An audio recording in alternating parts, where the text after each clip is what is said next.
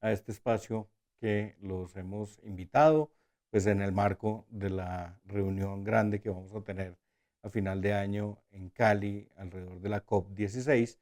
Desde la Maestría en Conservación y Uso de Biodiversidad, hemos generado un espacio que hemos llamado alfabetización para la COP16, dada la magnitud y la importancia del evento.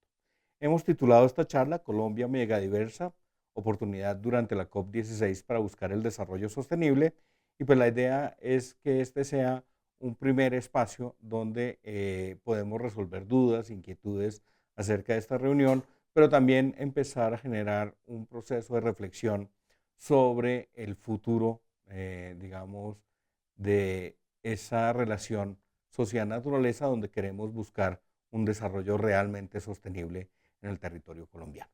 Entonces, quiero darles la bienvenida. Este es un espacio pues, que abrimos, como les digo, desde los programas de posgrado de la Facultad de Estudios Ambientales y Rurales. Y pues lo que he pensado para hoy es,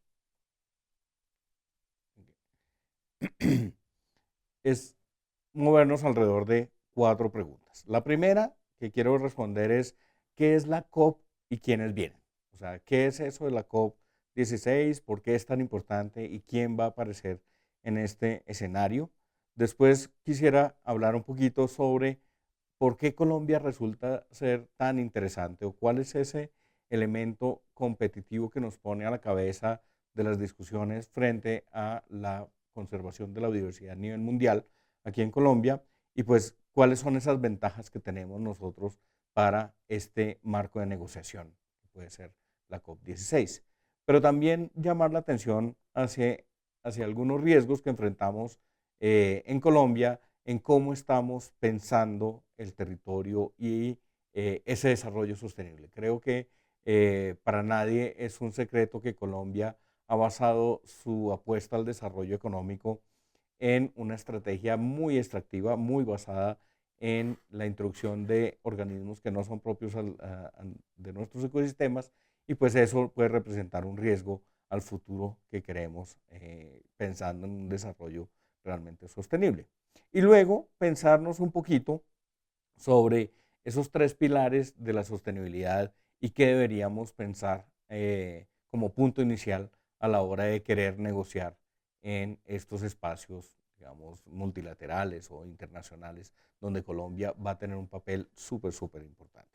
Entonces, pues nuevamente les doy la bienvenida y arranquemos un poquito con esa idea de qué es la COP, ¿cierto? Se habla mucho de la COP, hubo una pelea grandísima entre Bogotá y Cali por la sede, se la ganó Cali, eso va a tener un impacto de visibilidad del territorio impresionante. Yo creo que es importante mostrar cómo Colombia en estos ámbitos internacionales también sale de Bogotá y de Cartagena, que son como los 2 lugares, y a veces Medellín también aparece como un elemento fundamental ahí en espacios de negociación, pero Cali pues tiene unas ventajas muy interesantes y esperamos que le vaya muy bien y que pues la gente que venga a visitarnos reciba un poquito de ese calor y de esa hospitalidad maravillosa que tienen todos nuestros amigos caleños.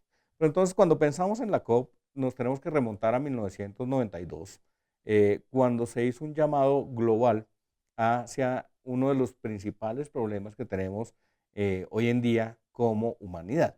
En este momento se habla de la triple amenaza global.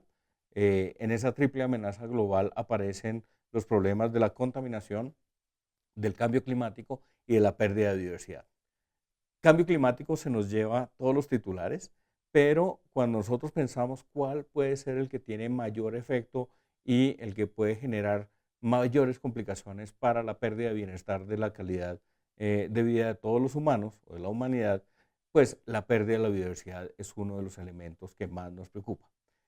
Cuando nosotros pensamos desde hace ya estamos hablando de hace alrededor de unos 30 y pico de años, de que se empieza a hacer un llamado sobre la pérdida de biodiversidad, esto convocó a los países miembros de las Naciones Unidas a una reunión global en Río de Janeiro, en Brasil, en 1992, donde se firmó el Convenio de la Diversidad Biológica. Y ese es, digamos, como el hito inicial de todo este este espacio de discusión alrededor de la pérdida de biodiversidad. Y en ese congreso o en ese evento mundial se llegó al acuerdo donde todos los países miembros de la ONU firmaron este acuerdo, donde hablaban primero de la importancia y la necesidad de proteger la naturaleza, y se llega a definir tres objetivos principales. El primer objetivo tiene que ver con la conservación de la biodiversidad, o sea, la importancia de no perder más elementos o atributos de la biodiversidad, que puede ser desde especies, genes, ecosistemas, incluso elementos culturales. Otro objetivo que tiene que ver con el uso que podemos dar de manera sostenible a esta biodiversidad, y pues cuando nosotros pensamos en todo lo que depende de nuestro bienestar, lo que nosotros comemos, lo que nosotros vestimos, de dónde vienen nuestros materiales de construcción, todo esto, pues la biodiversidad es quien nos provee todos estos elementos fundamentales para nuestra supervivencia. Entonces, no podemos pensar en solamente proteger y no usar. Entonces, el segundo objetivo de la Convención de la Diversidad Biológica tiene que ver con promover un uso responsable, sostenible de la biodiversidad.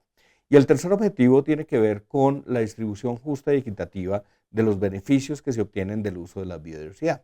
Entonces, ahí vemos cómo esos tres elementos se configuran en un escenario mundial para pensar un uso adecuado, sostenible, pensando en la conservación y en la distribución justa y equitativa de los beneficios de la biodiversidad. Esto se firmó, como les digo, en 1992 y cada 2 años se vienen reuniendo los países, que son las partes, por eso se llama la Conferencia de las Partes, o COP, es Conference of the Parts, que significa que cada país es una de las partes firmantes de este convenio. Aquí entonces vamos a tener todos los países de Naciones Unidas, todos los países miembros de Naciones Unidas, que son los que han firmado y han rectificado el acuerdo de la Convención de la Diversidad Biológica. Bueno, todos menos dos, el Vaticano y Estados Unidos no han firmado nuevamente digamos, no han reiterado su interés en firmar el acuerdo, porque hay hay unos compromisos ahí importantes que deberían cumplir. Pero no son los únicos que vienen, o sea, no solamente vienen los países miembros de Naciones Unidas que firmaron el acuerdo, también vienen países que no son miembros de Naciones Unidas o territorios que no son miembros de Naciones Unidas, vienen también una cantidad de individuos, de ONGs, vienen también agencias de Naciones Unidas, vienen pueblos indígenas, vienen comunidades locales, y yo creo que en esta COP van a tener un protagonismo importante esas poblaciones indígenas, comunidades negras y otras comunidades locales, digamos, que es algo que está promoviendo el gobierno nacional, ¿cierto? Esa visibilidad de estos otros actores que por lo general no están inmersos en estas relaciones políticas y diplomáticas internacionales. También vienen, como les digo, organizaciones no gubernamentales. Vamos a tener presencia de agencias financiadoras, pero también conservacionistas, ejecutoras, vinculadas con toda esta problemática de la conservación de la biodiversidad, pero también estamos viendo cómo se está vinculando el sector privado. Vamos a ver cómo, por ejemplo, gremios. Hoy estuve en una reunión de Azocolflores aquí en Colombia y ellos ya tienen perfectamente clara su participación en la COP16, ¿cierto? Una rama de la industria de la producción importante aquí en Colombia, empiezan a sumarse a esta preocupación y va a ser un escenario, va a ser una vitrina muy, muy importante. Porque este es un espacio globalizado. Aquí va a llegar gente de todo, absolutamente todo el mundo, y el único tema del que se habla es de cómo conservar, usar bien y generar una distribución justa y equitativa de los usos de la biodiversidad. Entonces, yo creo que es importante que entendamos un poco que esto no tiene que ver necesariamente con cambio climático, no tiene necesariamente que ver con otras problemáticas ambientales. Esta es una discusión única y exclusiva alrededor del tema de la pérdida de la biodiversidad y la importancia de promover digamos, escenarios donde se conserve, se use y se distribuye equitativamente sus beneficios. Eso, al ser en el marco global de las Naciones Unidas, es un espacio vinculante. Es por eso, digamos que esto es un espacio tan importante y tan relevante, porque aquí, por ejemplo, se definen metas, se definen compromisos que los países quedan eh, comprometidos a honrar, y también, por ejemplo, se definen presupuestos. Hay países ricos donde la preocupación por la pérdida de la biodiversidad no queda dentro de sus territorios. Hay países, por ejemplo, la gran mayoría de países europeos han perdido la mayoría de su biodiversidad nativa, y el esfuerzo que ellos pueden hacer para la conservación de la biodiversidad no está dentro de sus territorios, sino en territorios como el colombiano, que es tremendamente diverso en cuanto a aspectos socioecosistémicos, y eso pues es una de esas grandes ventajas que tenemos. Y eso nos lleva al punto de cuál es la ventaja que tiene Colombia en este marco, ¿cierto?, de negociación.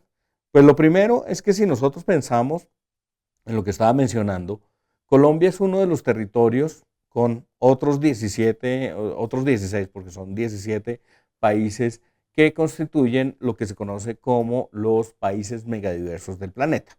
Son 17 países en los cuales alberga el 60% de la biodiversidad. O sea, estamos hablando de, hay 17 territorios autónomos en el escenario geopolítico mundial, donde la pérdida de la biodiversidad en estos territorios sería catastrófico si lo miramos en comparación con el resto de territorios. O sea, perder la biodiversidad de Colombia no es equivalente a perder la biodiversidad de Canadá o de Noruega. O sea, si perdemos la biodiversidad en Colombia, estamos perdiendo un enorme porcentaje. De hecho, estamos hablando de un 10%. Una de cada 10 especies que existe en el planeta la tenemos nosotros aquí en nuestro territorio colombiano. Por lo tanto, países como el nuestro son países que empiezan a tener una relevancia muchísimo mayor en este tipo de negociaciones. Si queremos conservar, tenemos que hacerlo donde están todavía los ecosistemas, donde están todavía las especies, donde ocurren todavía los procesos ecológicos, y Colombia es uno de estos países donde se privilegia esa riqueza natural o esa expresión de la vida, como todos lados. Eso no solamente es porque lo tenemos de forma natural, ¿cierto?, sino que también Colombia todavía tiene representatividad de estos ecosistemas. Nosotros conocemos las grandes problemáticas que tenemos en Colombia, por ejemplo, de deforestación, pérdida de ecosistemas, contaminación de nuestros ríos, contaminación de nuestras playas, todo esto, pero aún así es un escenario que, comparado con otros espacios en el planeta, sigue siendo una pequeña joya, un pequeño tesoro, donde la vida se expresa de formas maravillosas, y pues digamos que de ahí aparecen nuevas oportunidades para pensar el desarrollo, que es lo que queremos hablar. ¿Cuáles son esos riesgos a los que nos enfrentamos? Yo creo que tiene que ver mucho con la percepción. Colombia tiene es víctima de su éxito, por así decirlo. Colombia tiene una maldición, y es que en Colombia lo que sembremos se pega. O pega, se da, se va bien. Si nosotros traemos a Colombia búfalos, los búfalos les va bien. Si a Colombia traemos avestruces, a las avestruces les va bien. Tenemos el problema de los hipopótamos, tenemos el problema del Basa, todas estas cosas, pero también hemos pensado una economía basada en la extracción. Cuando nosotros pensamos cuáles son las fuentes de riqueza de Colombia, no tienen nada que ver con la transformación o prestación de servicios, tiene que ver con la extracción o la producción primaria de bienes y servicios, de bienes más que de servicios. Entonces, cuando pensamos nosotros en de lo que dependemos económicamente, por ejemplo, de la minería o de la ganadería, ¿cuánto territorio en Colombia está dedicado a digamos, a esta actividad que se basa en la introducción no solamente de las vacas, sino de los pastos?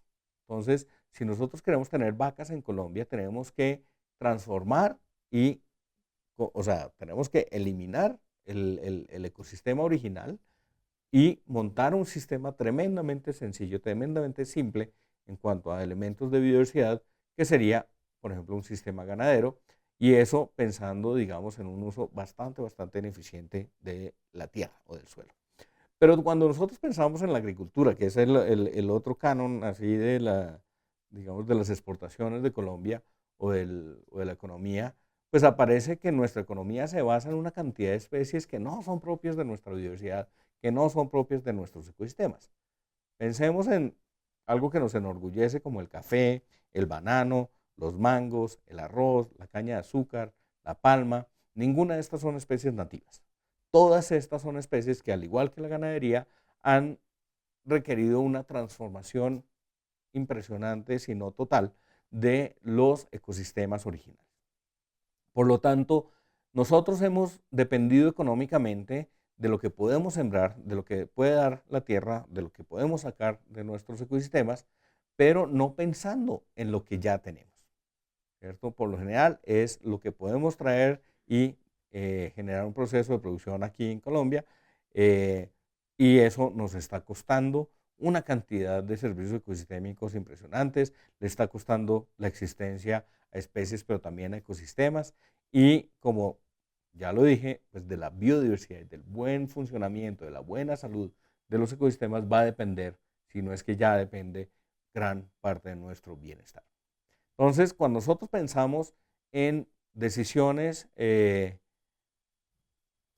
a nivel de país, como por ejemplo favorecer sistemas extractivos, sistemas productivos que no responden a nuestros ecosistemas, cuando pensamos en las especies exóticas, las especies que son introducidas que, pues si la miramos desde un punto de vista individual, tienen valor de existencia, tienen el derecho a existir, pero desconocemos los riesgos que eso genera para nuestras especies nativas. Por ejemplo, el tema de los hipopótamos, el tema del pez basa, el tema del pez león, el caracol africano. Hay muchísimos, muchísimos ejemplos donde los colombianos o algún colombiano ha tomado la decisión de traer especies que no son propias, y eso termina acabando con procesos ecológicos importantísimos en nuestros ecosistemas. Entonces, yo creo que hay que seguir dando una discusión técnica al respecto. Hay posiciones que a veces se enfrentan lo técnico con lo emotivo, hay posiciones, digamos, desde la ética, desde lo moral, pero no deberíamos olvidarnos, digamos, que lo importante y lo fundamental tiene que ser la salvaguarda de nuestra biodiversidad. Y acuérdense que la biodiversidad no solamente estamos hablando de especies de plantas y animales, también estamos hablando, bueno, estamos hablando de todos los organismos que componen la biota, eh, que son hongos, algas, líquenes, bichitos unicelulares, pero también ecosistemas, todo eso, pero también las culturas, o sea, esa relación que se da entre, por ejemplo, un territorio, la gente de un territorio con sus recursos, con su dieta, su forma de vestir, sus materiales de construcción, todo eso hace parte de lo que nosotros queremos conservar. Entonces, no es solamente el jaguar por el jaguar, no es solamente el oso de anteojos por el oso de anteojos, tiene que ver con los beneficios que obtenemos los colombianos o las comunidades, ojalá fundamentalmente las que viven en el territorio, de esos beneficios que pueden obtener de esos ecosistemas saludables. Cuando nosotros pensamos, y esta es una imagen que, no sé si están viendo la imagen, esta es una imagen que siempre me revuelve el estómago, que es esa idea de la vocación del suelo, ¿cierto? Y eso yo lo estoy viendo desde chiquito, lo estoy viendo desde el colegio, cuando nos mostraban que en un territorio, y si uno lo ve, por ejemplo, por departamentos, uno ve el meta, que hablan de una vocación de suelo agrícola, ganadero, minero, y todos los ecosistemas de sabana, por ejemplo, aparecen como territorios subutilizados, ¿cierto? Desconociendo absolutamente la importancia de los ecosistemas originales, las necesidades también de mantener espacios que no sean bosques para la conservación de la biodiversidad. Entonces, esa idea de la vocación del suelo deberíamos volcarla a la imagen que tenemos de nuestros ecosistemas. O sea, el mapa de vocación de suelos de Colombia debería ser el mapa de ecosistemas originales de Colombia. Y ojo, porque aquí estoy mostrando un mapa que es dificilísimo de encontrar. O sea, si ustedes tratan de hacer una presentación y buscan un mapa de Colombia, y va a aparecer el mapa de Colombia solamente la porción terrestre. Siempre se nos olvida que Colombia es la mitad es mar y la mitad es continente. Y, por ejemplo, ¿Qué pasa con los recursos que tenemos en el mar? ¿Qué pasa con los recursos del Pacífico? ¿Qué pasa con los recursos del Caribe? ¿Qué pasa con estos sistemas anfibios que tenemos en Colombia? Nuestros ecosistemas amazónicos y de la Orinoquía se inundan 3, 4 meses al año y eso se desconoce en la toma de decisiones de sistemas productivos. Es impresionante la desconexión que hay entre la producción de información y de conocimiento científico frente a nuestros ecosistemas y a nuestra biodiversidad y la toma de decisiones cuando nos enfrentamos, por ejemplo, en el sistema productivo nacional. Entonces yo creo que ese es uno de los retos enormes que tenemos. Tenemos que volver a revisar qué es lo que nos interesa realmente y cuáles son esos atributos que nosotros queremos conservar. Ya para terminar, pensando entonces en cuál sería este camino al desarrollo sostenible. Cuando estaba haciendo esta diapositiva, obviamente siempre pienso en los 3 pilares de la sostenibilidad, el pilar ambiental, el pilar económico, el pilar social. Y uno busca imágenes de pilares en internet y aparecen las torres estas griegas y digamos, estas construcciones romanas, griegas, todas esas cosas. Y yo dije, no, no, no, tenemos que buscar los pilares, pero en un contexto más local. Y me encontré esta imagen de una foto, esta es una maloca en Leticia, y me gustó muchísimo porque aparecen 3 pilares, pero aparecen 2 elementos transversales, ¿cierto? Hay uno abajo, y ese me parece que es importantísimo y fundamental, y es el tema de la revaloración. Revaluar nuestro patrimonio, tanto cultural como natural, es fundamental. Y revalorar significa volver a darle valor, volver a mirarlo, volver a mirar e identificar su importancia, ¿cierto? La valoración de los ecosistemas no solamente es un elemento de la economía de mercado. La valoración puede ser estética, la valoración puede ser cultural, la valoración puede ser de neuso, la valoración puede ser de oportunidad, la valoración puede ser de uso, la valoración puede ser económica, la valoración puede ser intrínseca, puede ser espiritual. Entonces, esa idea de pensemos en volver a ver cuál es la importancia que tiene nuestra biodiversidad, ¿cierto? Y cuál es el aporte de la biodiversidad al bienestar y a las posibilidades de desarrollo que tenemos en el territorio, pues eso ya nos va a poner en una situación diferente. Y el otro elemento transversal es el reconocimiento. Entonces, reconocimiento pensándolo en darle visibilidad, como reconocerlo, pero también volver a conocerlo. O sea, hay que ir y saber qué es lo que realmente tenemos. Es impresionante ver cómo la gente sobrevuela los llanos orientales y ve algo muy parecido a un lote abandonado, ¿cierto? A un potrero abandonado. Cuando se desconoce la importancia, por ejemplo, de una sabana o cuando la gente ve un humedal y lo ve como una cosa que produce mosquitos y que es y maloliente y todas esas cosas, eso quiere decir que estamos desconociendo realmente ese tipo de ecosistemas y las relaciones y las posibilidades que aparecen ahí en nuestro territorio. Entonces, esa idea de reconocer no es solamente darle visibilidad, sino es vamos a estudiarlos, volvámonos a conocer. Y hablo de volver a conocer porque es que esto ya lo conocía la gente. Esto, digamos, si ustedes van a las comunidades indígenas, van a las comunidades campesinas, la gente conoce su territorio, la gente conoce de su biodiversidad. Y muy pocas veces nosotros incorporamos esa forma de conocimiento en nuestra toma de decisiones. Entonces, yo creo que si queremos mantenernos en esos pilares ambientales, económicos y sociales para la búsqueda del desarrollo sostenible, donde queremos que se mantenga lo ambiental, sea respetuoso con lo social, pero que sea productivo de manera económica, debe estar basado en una valoración propia de nuestro patrimonio, pero también en un conocimiento propio de nuestro patrimonio. Y yo creo que si nosotros empezamos a movernos en ese camino, pues vamos a tener un escenario donde podemos ofrecer cosas nuevas al mundo, ¿cierto? No venir y copiar en nuestro territorio cosas que funcionan en otros lados, sino que lo que nosotros tenemos que nadie más tiene puede ser interesante para el mundo, empezando por ayudarles a mantener esa, digamos, esa naturaleza en funcionamiento. Por supuesto, nada de esto a costa de nuestro bienestar. O sea, podemos buscar el bienestar de los colombianos por encima de los otros primero, pero siendo respetuosos y aprovechando este súper papayazo, esta vitrina que vamos a tener a nivel internacional. Yo creo que nos pone frente a una responsabilidad enorme de primero mostrarle al mundo que nosotros sabemos que tenemos y le damos el valor adecuado a lo que nosotros tenemos.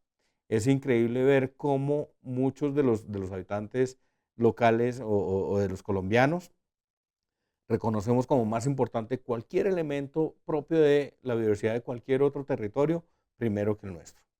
Y eso se ve desde kinder, pre-kinder, en los pueblos, en las comunidades indígenas. La gente termina reconociendo la importancia de la conservación de los elefantes en África antes de nuestras dantas en la Orinoquía. O les importa más el águila calva y el oso polar que de pronto, no sé, nuestras tortuguitas marinas en el Pacífico o arrecifes de corales en el Caribe, cosas como esas.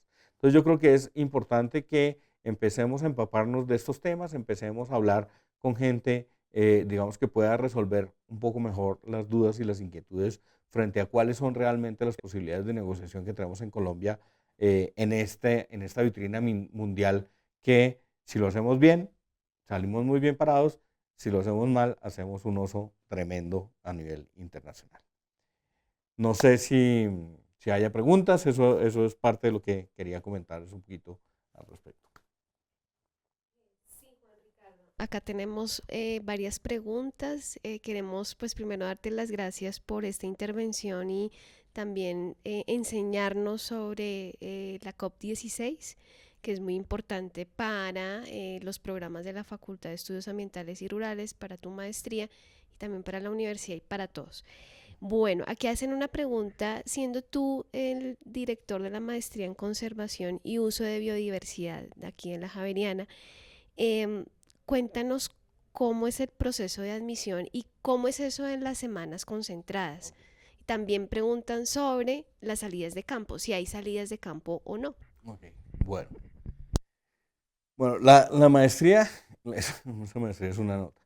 La maestría en conservación y uso de biodiversidad es una maestría única en Colombia y digamos como que recoge la experiencia, la experticia y una discusión de más de 47 años en la Facultad de Estudios Ambientales y Rurales sobre la relación sociedad-naturaleza.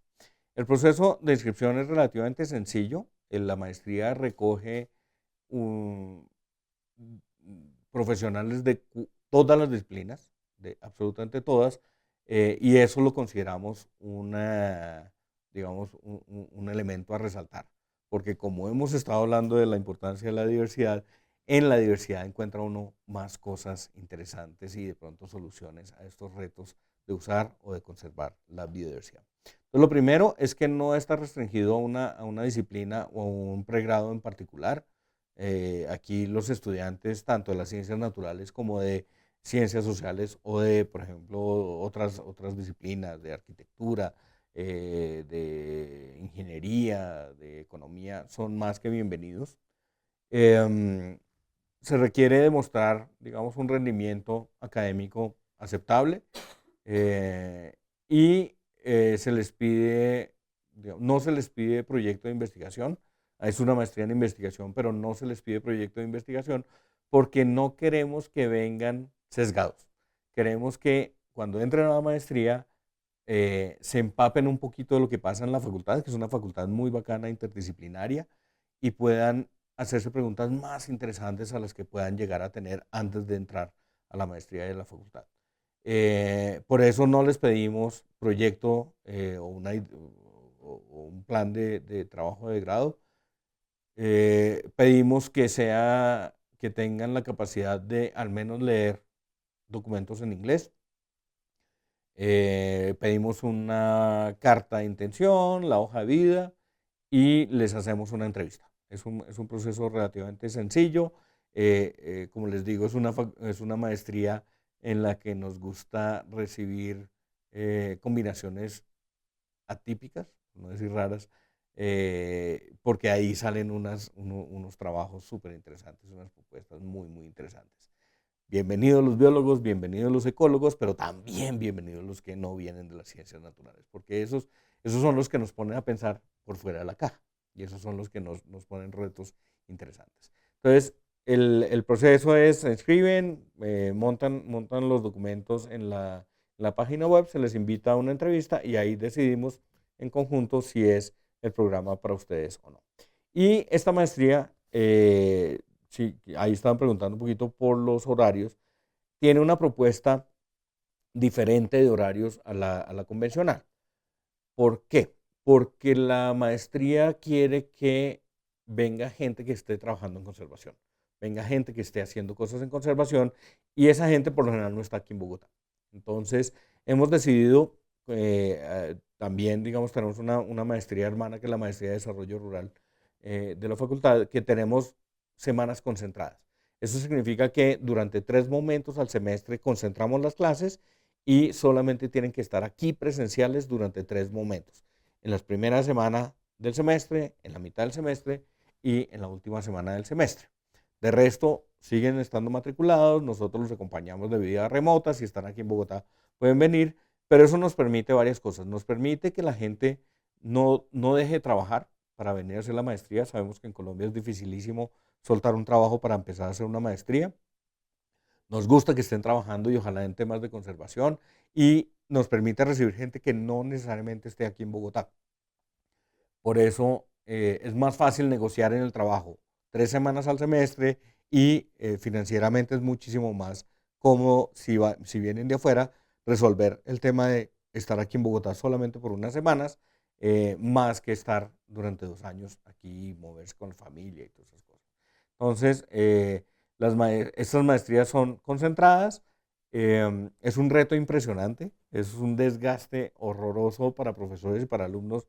Todos terminamos como un chupo el último día de cada una de estas semanas concentradas, pero nos permite esa flexibilidad. Y eso también nos ha permitido que venga gente, tenemos gente de la región del Amazonas, tenemos gente del Pacífico, tenemos gente del Caribe, gente de Santanderes, gente de Antioquia, gente del eje cafetero, tenemos gente de Centroamérica, ahorita tenemos estudiantes de Honduras y de Guatemala, tenemos estudiantes de Perú, Ecuador, tenemos de Holanda, tenemos estudiantes norteamericanos, italianos, y eso también, digamos, como que nos permite tener gente de otros espacios, gracias a que no tienen que venirse 2 años aquí a Bogotá.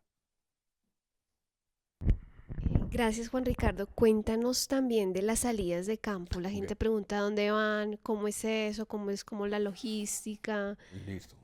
Es difícil por la misma dinámica de las semanas concentradas.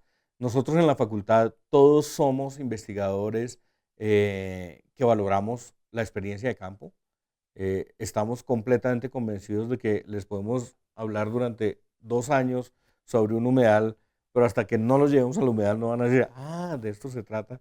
Entonces, digamos como que sí hay un valor que reconocemos en la experiencia en campo, in situ, pero es difícil lograrlo en este escenario de las semanas concentradas. Tenemos algunas prácticas, algunas saliditas cortas aquí en el contexto de la Sabana de Bogotá, pero a partir de este semestre estamos Bogotá, pero a partir de este semestre estamos Bogotá, pero a partir de este semestre estamos Bogotá, pero a partir de este semestre estamos Bogotá, pero a partir de este semestre estamos Bogotá, pero a partir de este semestre estamos Bogotá, pero a partir de este semestre estamos Bogotá, pero a partir de este semestre estamos Bogotá, pero a partir de este semestre estamos Bogotá, pero a partir de este semestre estamos en cooperación con universidades alemanas, japonesas y españolas, donde durante algunos años hemos podido hacer intercambios donde nosotros recibimos estudiantes de afuera, los últimos que recibimos fue de Japón, y nos los llevamos a este escenario itinerante. Luego nos vamos a Japón y visitamos esas experiencias de conservación y hacemos una comparación. Eso, como les digo, lo hemos hecho en Japón, en Alemania y en España y es tremendamente interesante.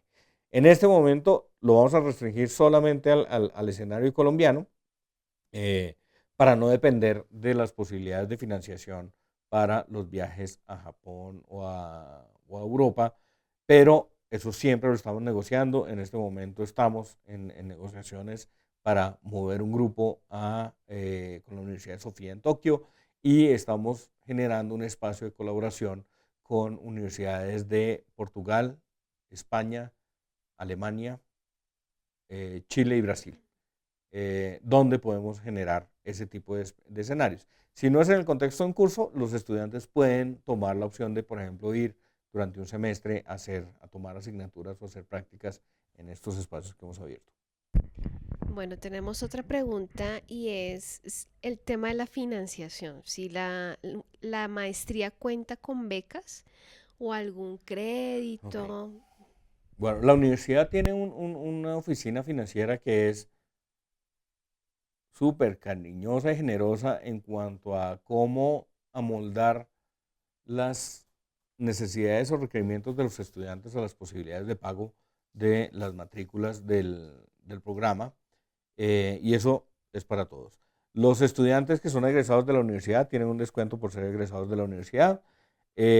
Hay convenios que se tienen con empresas o con instituciones, donde, por ejemplo, hemos tenido con corporaciones autónomas, con ministerios, con cosas de estas, donde si vienen por la presa, también la universidad les hace algún tipo de descuento en el costo de la matrícula.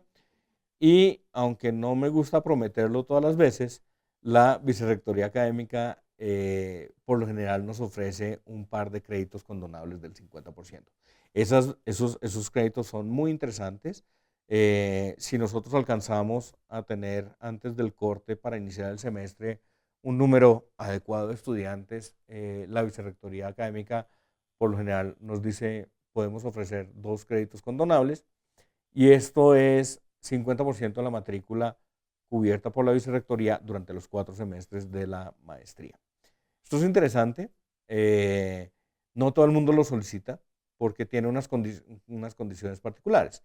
Las condiciones son, tiene que solicitarlo y competir por ella. Son, digamos, aunque la competencia es poquita, nuestros grupos no son muy grandes, y por ejemplo de 12, 15 estudiantes, por lo general unos 8 son quienes la solicitan. Entonces ya es competir no dentro de un número de 500 personas, sino son 8 o 9 personas aplicando por las 2 becas. Y las condiciones son mantener un promedio por encima de 4, que no es nada del otro mundo. O sea, hay que ser juicioso, pero se logra fácilmente. Tienen que generar una contraprestación en horas de trabajo a la facultad, si reciben el apoyo. Entonces, no todo el mundo puede dedicarle unas 6 u 8 horas a la semana a trabajar con un profesor o en una línea de investigación, o con el programa en contraprestación por la beca. Y tienen que graduarse en los 4 semestres. O sea, la idea es que no se demoren más de 2 años. Y hay gente que entra a la maestría pensando en que se la va a tomar un poquito más suave, que de pronto tiene un viaje de 6 meses en un momento de la maestría y sabe que no va a cumplir con ese requisito. Entonces, eso hace que la base de selección se disminuya, y es bastante probable obtener este tipo de apoyo. Y estamos hablando de la mitad de la matrícula durante los 4 semestres. O sea, se ahorra uno la mitad de la matrícula.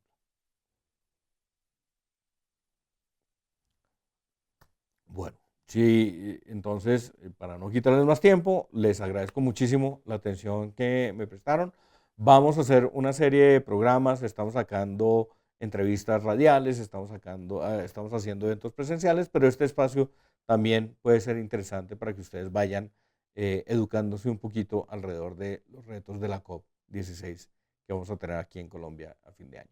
Desde la maestría en conservación y uso de biodiversidad, cualquier duda, cualquier pregunta que tengan, estaremos dispuestos a responderles. Y lo que les digo, entre más raros, entre más lejanos estén de las ciencias naturales, terminan siendo más interesantes en nuestra maestría.